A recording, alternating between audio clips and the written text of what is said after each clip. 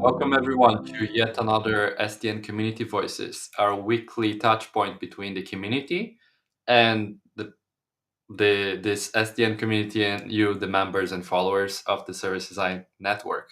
My name is Felipe, and as always, I am your ambassador and host. And today I'm excited to bring Satu in to talk a little bit more about planet centricity and planet diplomacy. I'll let her introduce as per usual. I think it's much easier for her to do it herself. But before we begin and dive in, just a quick reminder to leave any questions you have throughout the conversation in the chat, and we will address them during our final Q&A segment. So yes, just interact with us throughout the process. Now let's bring Satu to the stage. Hey, welcome. Hey, Felipe, and hello, SDN community. Lovely to be here today. Yes. So can you please quickly introduce yourself? Maybe some people already saw your face a little bit from SDGC 24, but I think it's good just to anybody that's joining. Yes.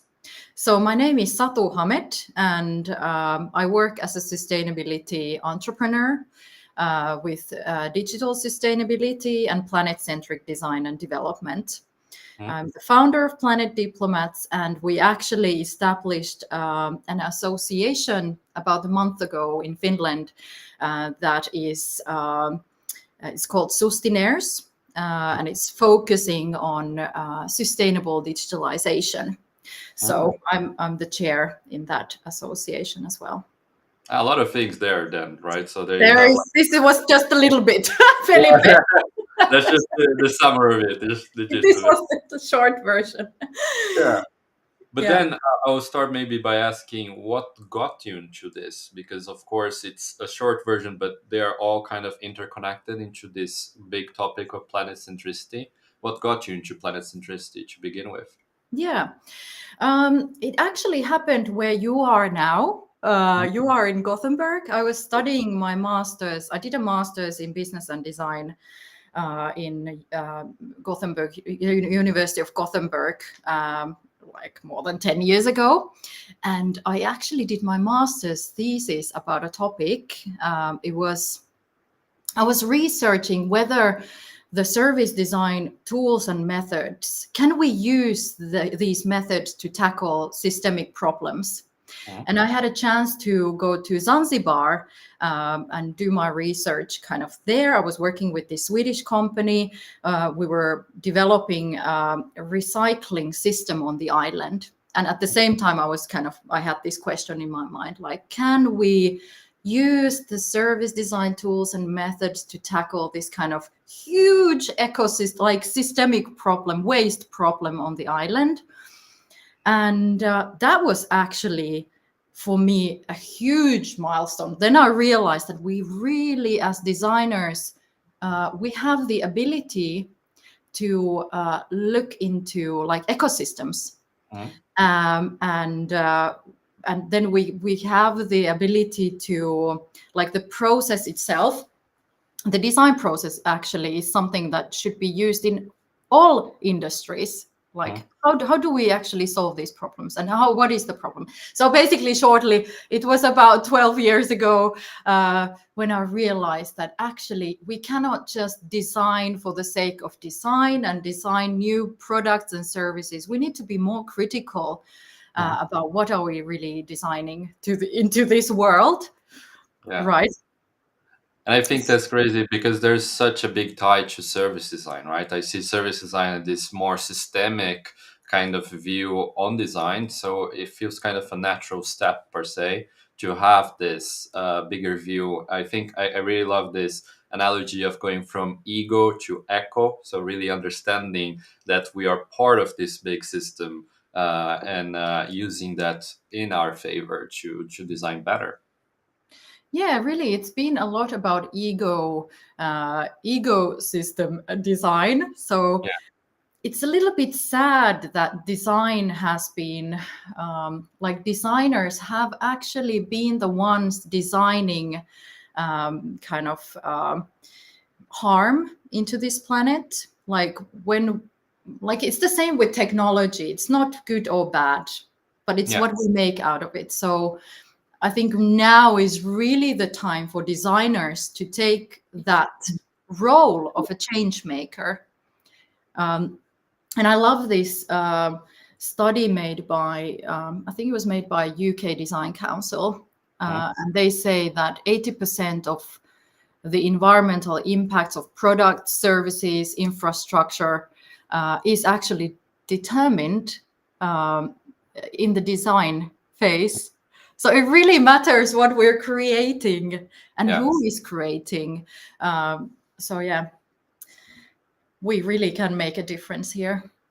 Yeah, and understanding what are all the things that we are influencing through our design also it becomes very important there. But then just to summarize maybe, or just to get a quick introduction to anybody that doesn't know what it is, what is planet-centric design?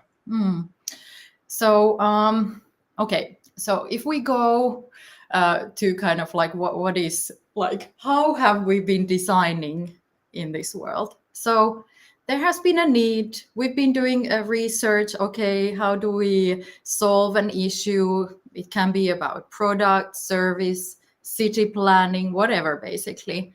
But it's been very human-centered, very consumer-centered.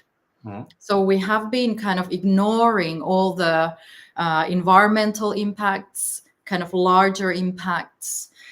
So it's been very kind of narrow view on what we're creating. And I think we actually have been, we've been working in silos as well. But we really need to kind of question, like, what kind of impact, if you look at your work for example. So I think the question that every designer has to ask is, what impact am I creating? Is it negative? Is it positive? And it's not just the short-term view. We need to be able to also look at a little bit longer term from now on. So I have a couple of tools that I wanted to, or some ideas I wanted to share at the end of how the designers in this community could possibly start to kind of create in a more planet-centric way. So I know that there are different kind of, there is also life-centric design, planet-centric design. We have different terms for kind of the same, but the core is that we just simply cannot focus on just creating more consumption. Yeah. That's kind of the core problem. So we need to be able to look a little bit wider, at the systemic, like the lenses need to be changed. So we need to change the consumer lenses into, it's not rocket science. Basically just kind of seeing what are the social, environmental, and economical ways to look at this problem that is in front of me. Yeah. And I think that self-reflection, as you're saying, it's very, very powerful, right? We have to make sure that we are realizing the impact we have and then act accordingly. You cannot just do it by the sake of doing it. And I mean, I was going to use the word anymore, but I think it's just that we should never had done that before. But of course, now we know a lot more about the impacts than we knew before. So we have to use this in our favor to make sure that now we're actually designing for good. Yeah. And some people might think, oh, but I am hired to make more products. And so it's really not that black and white. I think like the role as a designer, we have to be able to be critical and ask questions like, do we really need this? What's the real problem here? And also, like, for example, now I'm working with companies who have sustainability strategies. So you can always go, okay, in your strategy, you say that you want to I don't know, it could be anything, lower your CO2 emissions. But now this product that we are creating is actually, it has high emissions. So what can we do here? Can we maybe ideate and see what are the ways to actually help your customer to reach their goals? Yeah. And it has a lot to do with like raising these questions Yeah, and and then trying to. there's definitely a conundrum there. I see a lot of companies, as you're saying, that they have this sustainable strategy or something in their business strategy, but Mm, then what they do might be more greenwashing or might be still kind of consumption per se. So it's not really sustainable. You're just saying that. I remember I saw a post the other day that was quite interesting because we just had Black Friday, and then there yes. was a sustainable brand giving 60% off discount on Black Friday, which doesn't make sense because the Black Friday itself is about consumerism, is about Mm, consuming more. And if you're a sustainable brand, you should maybe go about having a circular economy system, for example, instead of asking you, oh, okay, it's Black Friday, let's consume more. yeah. So there's this whole kind of story also that we have to be careful with in the strategy. So you're actually Mm. doing what you think you're doing or what you want to do in the end. And these kind of we're kind of as sustainability designers, we need to understand that we have to work with the current system. Mm, Um, so I think it's important that we also can kind of see like what's the business value. Okay, I like to kind of think that sustainability, like about the Black Friday, that it's really not that black and white. Okay, it's black, but but um, of course you have to make sales, right, to be mm, able to then create your products and maybe support these circular business models and so forth. So I don't like to judge brands who are. You just have to go with, it's just how it is. But I hope that in the upcoming years we will skip these yeah. commercial, consumption-based party events like Black Yeah. Friday. I think there's maybe a little bit of a mindset change per se there.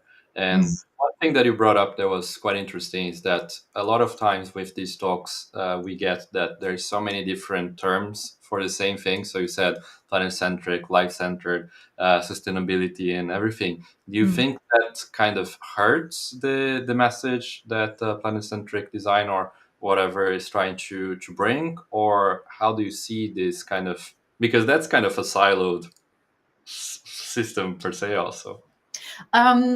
Okay, so we live in a world full of strategies. We live in a world full of greenwashing. Okay, luckily now we have regulations, we have the green claims and so forth, eco, and also the digital passport, product passport. And but I think that it all comes down to what actually happens in practice. Mm, So there are so many terms and but I like to think like my mission is to make every job a climate job. So mm, what does that mean? So instead of like thinking about these amazing terms, we need to see what can I do today. Okay, mm, let's have a look what kind of projects I have in front of me, who am I working with, and really go simple. mm, Like, how can I create value in my current project? mm, Should I have a conversation with my customer about their sustainability strategies, targets? Okay, how can we integrate that into this project, for example? mm, Is there something I can, if you're a UX designer, okay, what can I try here a little bit? Like, you have sustainable UX, if you're a developer, green coding. So you like what the question is like, what can I do right now? Yeah. So Yeah. I think that's the most important thing. And also I want everyone to kind of understand the word sustainability, because I know that that's also like a little bit, what does it mean? Yeah. But I think the most simplest way, if you think about your work, like making my work a climate job, like what can I do today? And then looking at the word sustainability, I think it's fantastic, the idea that sustain, like ability to sustain. Am I creating something through my work that can sustain? That it's not creating harm. It's Mm. actually, it's sustaining itself. Mm. And that's actually also good business. Mm. So this kind of I like this idea. Yeah. And I mean, that reminds me a little bit. I had a panel recently on planet-centric design also. And Josefina Salen from RISE, she brought it that you just have to start small. You have to Yes. start small to have a Yes. big impact. Because if you just start, as you're saying, on the project you have right now, that's already a start. Yeah. That's something. And then maybe you learn a little bit, you go to the next project. But sometimes there is so much strategy and Mm, research and mm. trying to make the perfect system that sometimes just starting is what you have to do to get the Yes. first step into that. Yeah. And I totally agree. Like, what is the minimum? Like, what can I do today? Mm. Um, I was teaching a planet-centric design thinking course at Metropolia University of Applied Sciences here in the spring, and I was like, okay, let's see what is this all about? What can I teach, and how should we dig into this topic? And I had a company. We had like a bank. We had a grocery store, like online store, Mm. and a department store as Mm. cases for the digital design students. Mm. And it was interesting to see like how to approach, like how to, like when you start doing design, what is the planet centricity there, like how do you do that? What is it? People are like confused, like planet centric is about this Saturn, Venus. No. It's about looking at the problem in a wider lenses. And I have a couple of principles that I would actually like to share, that I was also teaching the students. Mm. Uh, so basically, what we already talked about. So we need to move from solely kind of user-centered perspective. Okay, we're creating services for humans, yes, but to be able to understand the whole big picture, it's good to look through environmental lenses and the economical lenses, and also the um, environmental, economical, and what am I missing now? Social? Social lenses, yes. So and also, like when you have your mindset in a way that you look through these lenses, then you can look at, I'm using the pestel analysis a lot. So political, environmental, legal, social, environmental, and did I say legal already? Mm. So the pestel analysis is actually really excellent tool to look at what's happening in the system, like what's happening around this topic, and then you can create scenarios. This is Mm. not rocket science. We always think as I don't know, the working life has taught us that it takes too much time. No, it doesn't. We're Mm. intelligent people, and people can actually do things very fast nowadays. Mm. And then like who can we involve in the process, who would have views maybe from the environmental perspective or from the social perspective. As designers, we don't have all the answers. Yeah. So there are like a couple of things that yeah, to get Mm. started with that. And then those principles really get you going. Do you have Mm. any kind of resources or tools for people to start digging in a little bit if they want to start working with planet centricity now in their Mm. work? Mm. Yeah. Yeah, exactly. And I think it all starts from the internal discussion. Like, okay, let's take a look. What does the environmental, for example, mean in this project? Mm, That's number one. mm, To make that space for the conversation, and then you can see that seemingly I've been in many kind of situations where people are like, we have nothing to do with environmental, we are a digital consultancy. Yes, but when you sit down together, you will see that your team actually knows there are ideas how the environmental is actually part of this project, and then you can continue the conversation. mm, And um, and also, like, I'm working with one company now, and I've been helping them to identify how can they create value for their customers by mm, integrating this kind of planetary sustainable thinking. mm. And it's really not rocket science. It's just like, let's sit down and see how can we create value, and then you speak with your customers, and then tada, suddenly you have new business opportunities. Mm. So it, like you said, it has a lot to do with this mindset of like, it, yeah, it's really not rocket science.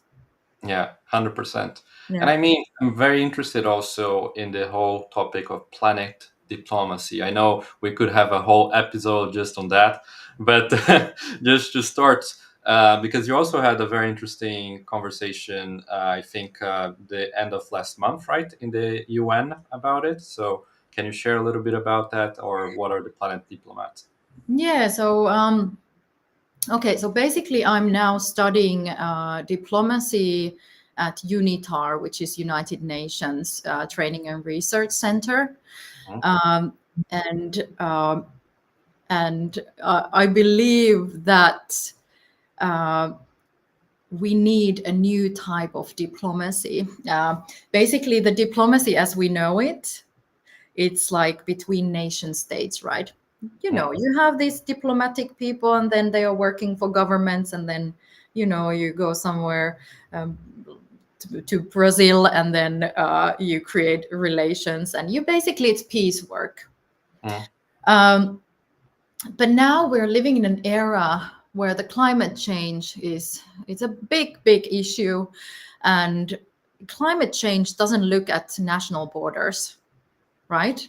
yeah. So we have to think ourselves as diplomats for the planet. Who is a diplomat? Everyone needs to now be a diplomat for the planet.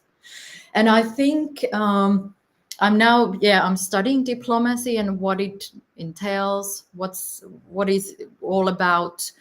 Um, but what I came to realize already is that designers actually have a lot of the characteristics, Mm, understanding of the process of how to create diplomacy for the planet. And when I talk about diplomacy for the planet, I mean that, okay, we have all the tools, we have all the solutions, Felipe, right? We have solutions how to solve climate change, social, you know, justice issues, biodiversity loss. We have all the solutions. But what's the problem? mm, The problem is that how do we get the right people to talk with each other?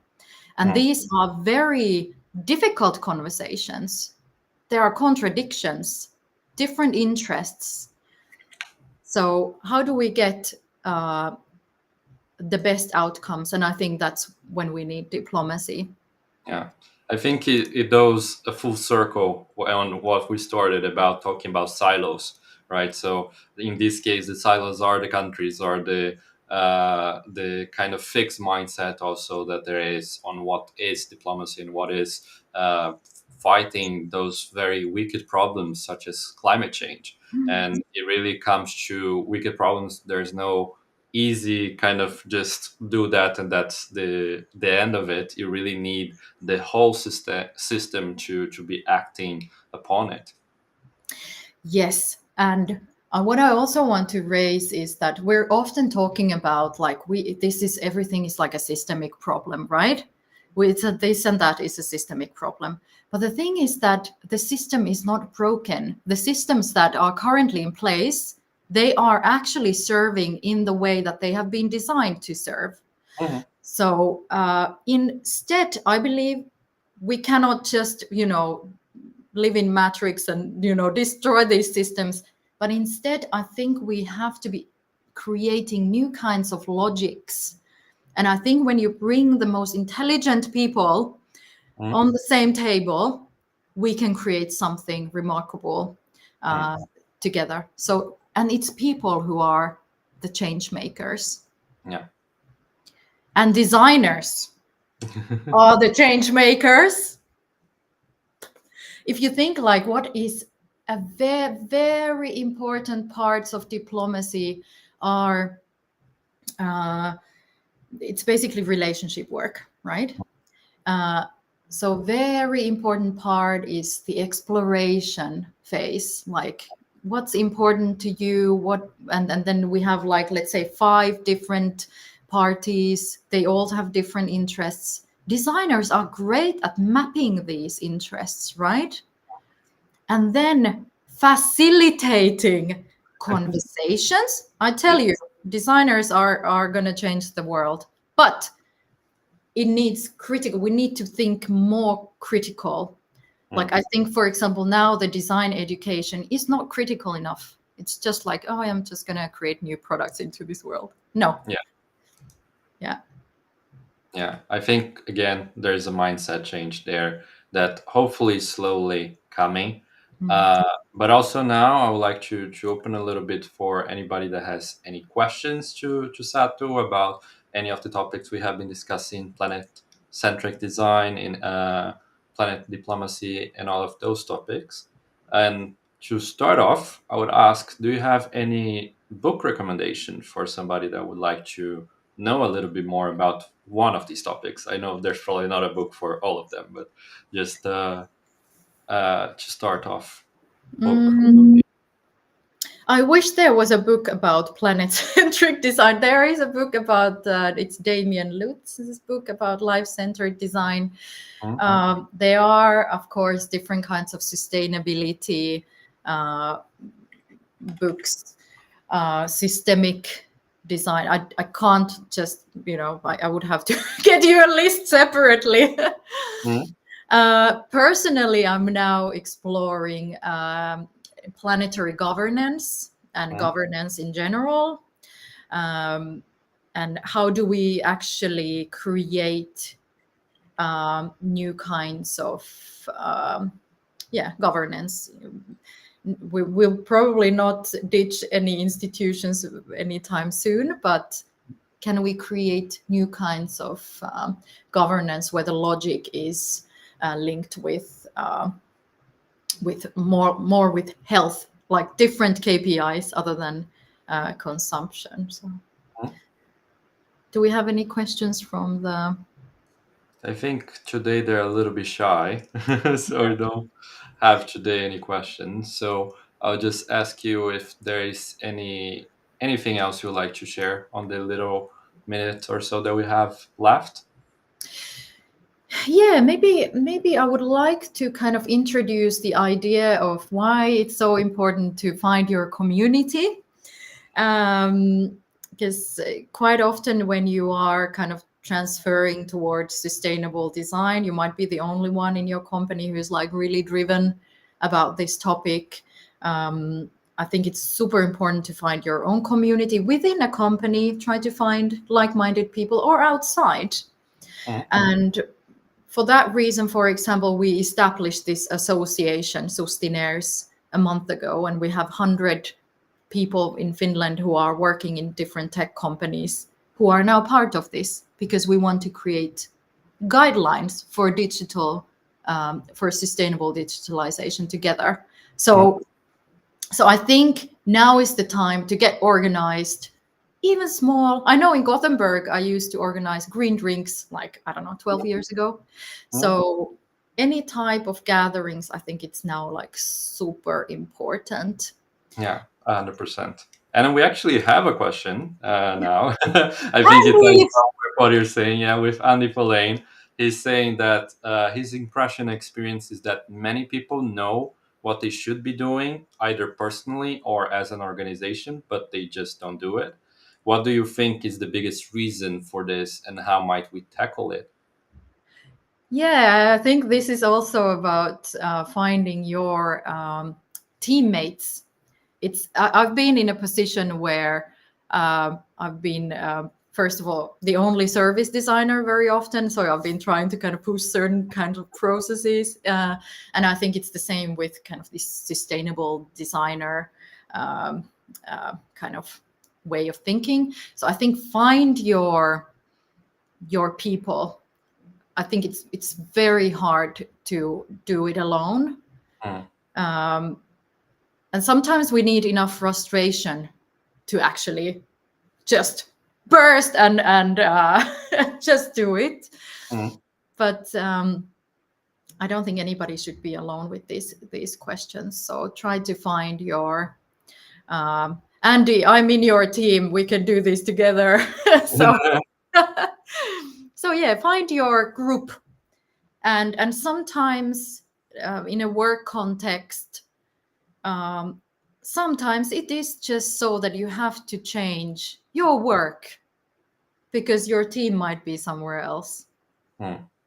So that would be my answer. Yeah. So find your people, and I think also start small, and Start little by small. little Yeah. you get something. Perfect. So thank you very much for your time, and for everybody that joined us today and asked questions. Thank you, Andy, for your question. So I hope you have a good week. Thank you so much, Felipe. Thank you. Talk more soon. So, bye. And to anyone that joined us online today, it was absolutely a pleasure to have Satu today. A big thank you for people that join and engage us live.